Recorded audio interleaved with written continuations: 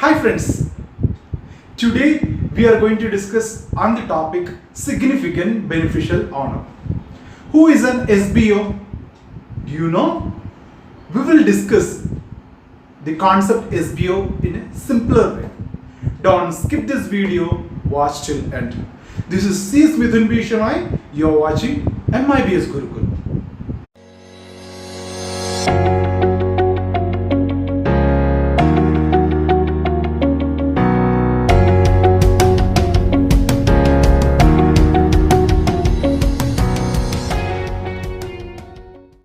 Corporate form of business organization must be used only for legitimate business purpose. If they are used for illegal business purpose like tax evasion, fraudulent activity, unlawful purpose or against public policy, then doctrine of lifting of corporate weed will apply. Not only that, Financial Action Task Force, an intergovernmental organization functioning internationally, had recommended the concept significant beneficial honor to all the government across the globe. Central government in India had amended Companies Act 2013 to include this concept in the year 2017. So the concept SBO is simple. It means who is responsible for this illegal activity which has done by the company. So in this video we will discuss step by step procedure to find out who is an SBO. Shall we discuss who is an SBO? Come, let's see. So we will discuss step by step procedure. Step number 1. SBO must be natural person. Who is a natural person? Natural person means living person. So body corporate, association of person, body of individual, partnership firm, HUF, etc. can't become an SBO. So natural person only can become an SBO. Step number 2. Such natural person is acting through one or more person.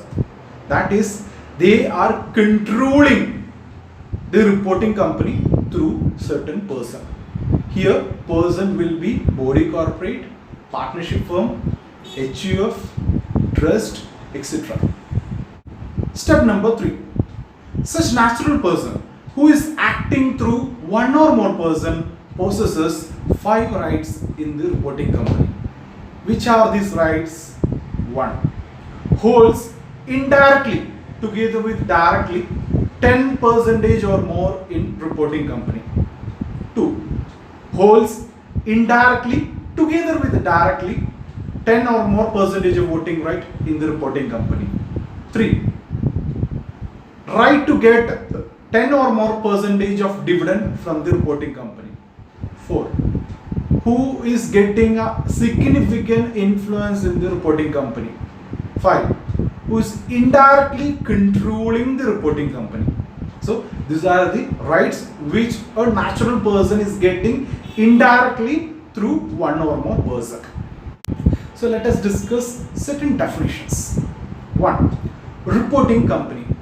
Reporting company means company to which SBO rule will apply. 2. Significant influence. Significant influence here means power to participate directly or indirectly in the policy decisions of the company. It does not include control. 3. Control. What do you mean by controlling the company? Control means power to appoint majority of director. 2. Control the management. 3. Policy decision exercisable by a person through certain agreement. So if a person is having these 3 rights, then we can say that such person can control the company. Fourth definition. The term share includes global deposit receipt, convertible instruments, etc.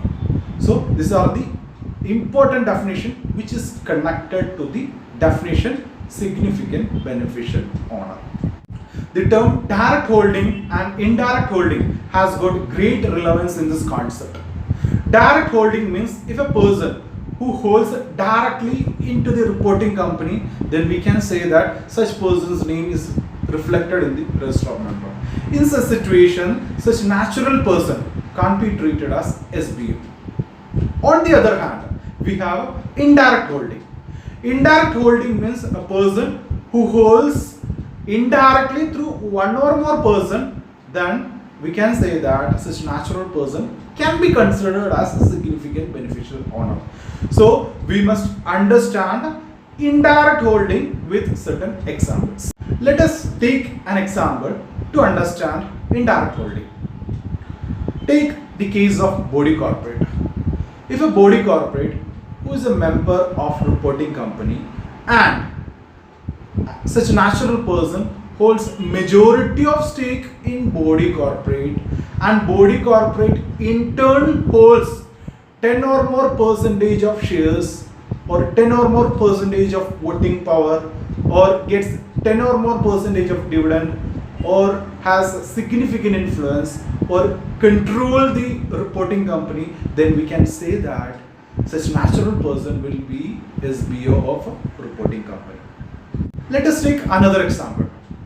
If an intermediary is a partnership firm and a natural person who is a partner in this partnership firm and satisfies all the credentials, then we can say that such natural person will become a SBO of the reporting company.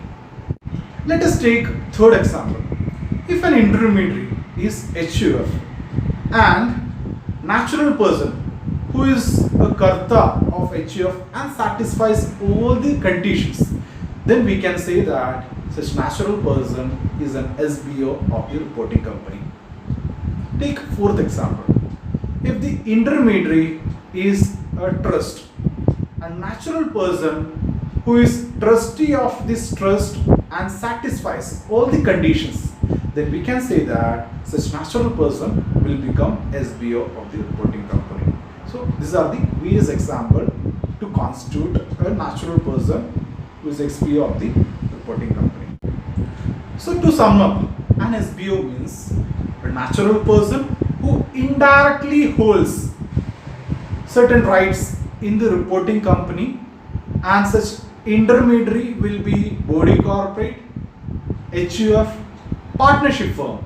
Then we can say that such natural person will be SBO of the reporting company. Direct holding of a natural person cannot be considered as SBO. So let us discuss a regulatory framework governing significant beneficial owner. As we know that the concept SBO had initially brought in the year 2017 through an amendment to the Companies Act 2013. So we have Companies Act 2013, and that act has to be read along with a rule which is called Companies Significant Beneficial Owners Rule 2018 as amended from time to time. This rule had amended in the year 2019 with certain changes. So let us discuss. Let us now discuss certain compliances under SBO rule. First and foremost being, if a natural person is considered as SBO, then such person has to submit a declaration in a format which is called BEN1, BEN1. 2. If a company on receipt of such declaration has to file a form which is called BEN2 with the ROC within 30 days of receipt of such declaration, and such BEN1 has to be attached to the BEN2. 3. If a company to which this SBO rule applies has to maintain a statutory register which is called a register of SBO in a format which is called BEN3. So central government amended Companies Act 2013 to include this concept SBO. So with this concept, Binami transactions and money laundering activity can be curtailed to some extent. So in this video, we discussed about the concept SBO in a simpler language, then various definitions which is connected to SBO, then regulatory framework governing SBO. Hope you understood this concept. I'll be coming out with various videos soon. Please subscribe to my channel if not subscribed, and click on bell button so that my video will come as notification. And also please share this video among your friends if you like this video. Be positive, be happy. Thank you.